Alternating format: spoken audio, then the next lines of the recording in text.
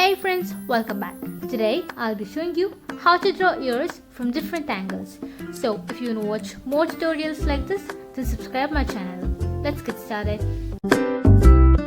Let's start by drawing the front view of an ear.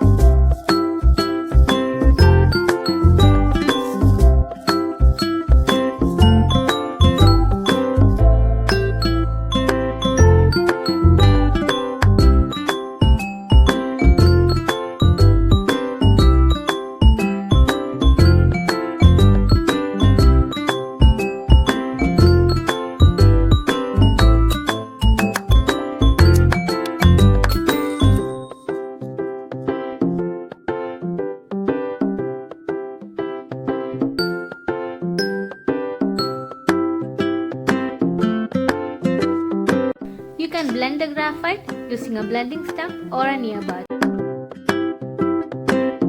Now let's draw the back view of an ear.